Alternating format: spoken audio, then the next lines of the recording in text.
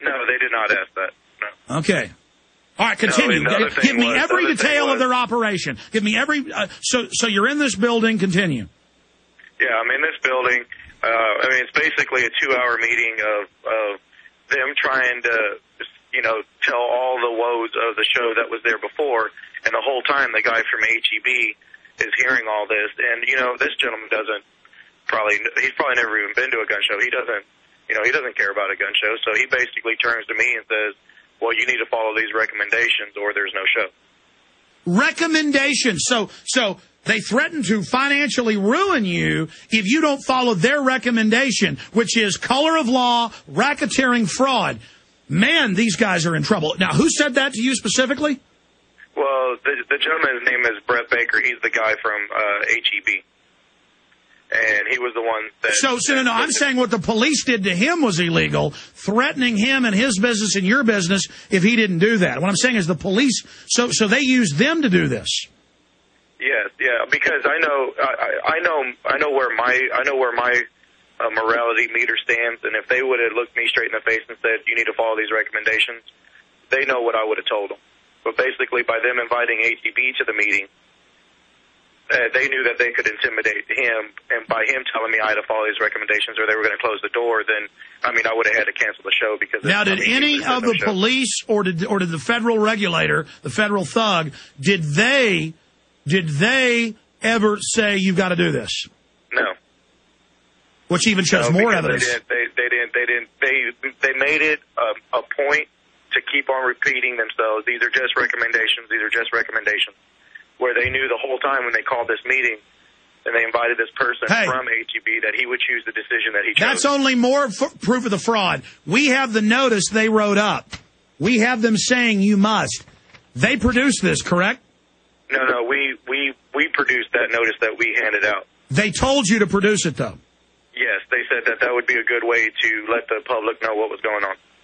Did they give you an email, or did they verbally tell you how to write it? No, they just verbally told me. Yeah, they don't want a paper trail because, boy, let me tell you, this is illegal. Look, they're in the jury and the land won't burn these guys because there's, just like when the Mafia gets caught with different layers to protect themselves, that only burns them worse. No, I understand. And like I said, I received, I had a gentleman that was 75 years old come up to me in the show Saturday morning and says, I hear you're the promoter of the show. And I said, yes, sir. And he goes, well, I just want to let you know that if I would have had a son that was like you, I would have shot him when he was born. Do you have any idea what... I'm so pro-gun and pro-rights that it's not even funny to have a gentleman 3 times my age tell me that. I didn't know what else to tell him besides I'm sorry. Well, again, you're a racketeer. Operated. My mom actually, welcomes people at the door. My brothers work security. We're the lowest on gun show promoters. We're the bottom totem pole. No, I understand. Let me stop you right there. Let me stop you. Were there police officers or BATF goons loitering around to make sure that people were told about this and going around checking? Because you said they did bust somebody in there for the non-crime of selling a gun to somebody without a license. Yes. You have them. They were there. They were there Saturday. The ATF and the detectives that were in the meeting. They were all there Saturday.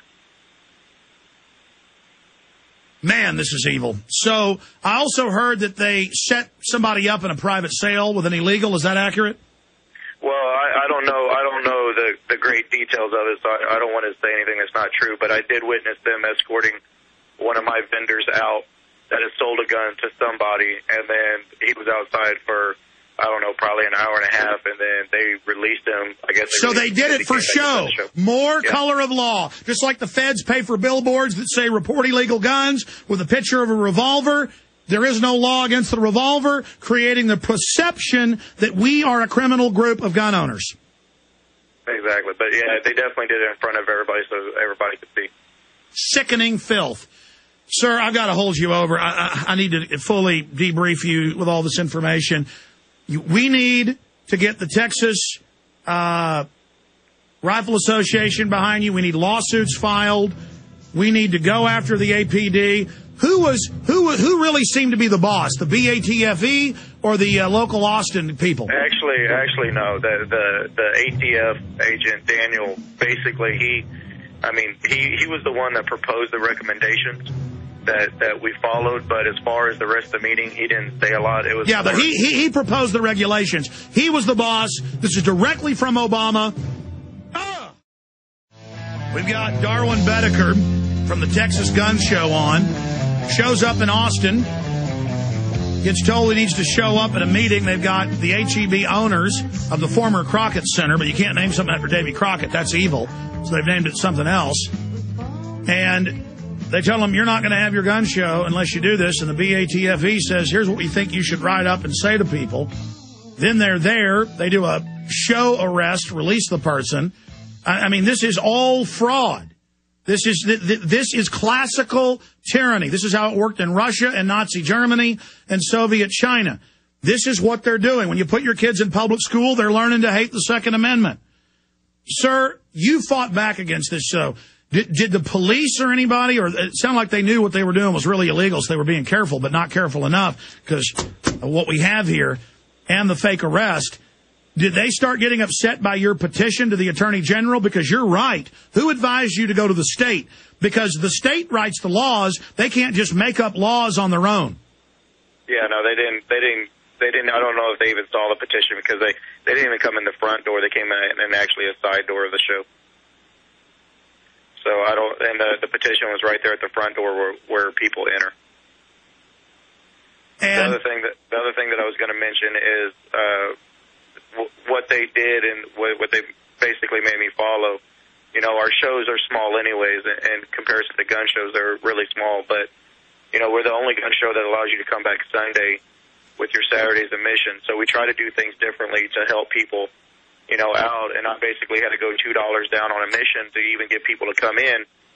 Once they saw, you know, 65 of my tables were missing because of cancellations. So, I mean, I didn't know what else to do. That's where you can really get them, is the fact that they shut down your business and financially hurt you and then emotionally hurt you, having people come up and call you a traitor. And then they didn't trust you to probably sign your petition, probably thinking the government wanted their names because they've tried to get gun shows to get Social Security numbers in other areas of the country. Other points about what happened. Were the police pleased with how they ruined your freedom and illegally intimidated your show into the ground? I mean, did you ever talk to... I walked back to the concession stand, which is at the back of the show. Anybody that's been in that building know that it's in the back of the show. And the two detectives that were actually in the meeting were sitting down in civilian clothes at one of the tables, I guess just watching and surveying everything. And I walked back to them, and where there used to be tables in the second half of the building, where you walk directly to the concession stand, there were no more tables.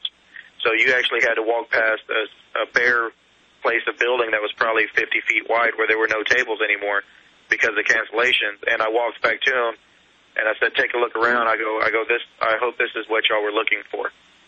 And she kind of made a half grin and was like, well, you know, we don't want to shut you down, but we just want everybody that can buy guns, you know, has to go through a background check. So she admitted the crime. I mean, she admitted there's no law to get the background check, but that's what they wanted. And that's what they wanted, yes. What is her name? Detective Long. I don't have her first name. She needs to be indicted for racketeering. I'm telling you. Sir, are you going to sue these people? I'll do whatever I can in my power. Just my financial resources are so minuscule compared to what Well, I it's know clear. it would take. I'm going to get you back on for the next show. I'm going to be down there this time, and we're going to get hundreds and hundreds, if not thousands, of people to come support you and stand beside you. But that's how tyranny works. They grab you, then you get blamed for it as the victim. We need to come support you and support your show and not let them kill the Austin Gun Show. They already shut down the other one that used to be in a city building. The city said we're not going to allow it. Now you go out and get a private building. No, you can't have that either. Or we can find somebody else with a big warehouse or building and have it there, and they'll try to set us up there. You're going to have to print out pamphlets to warn everybody, but we can't let them run everybody off. Stay there. Back in 1 minute.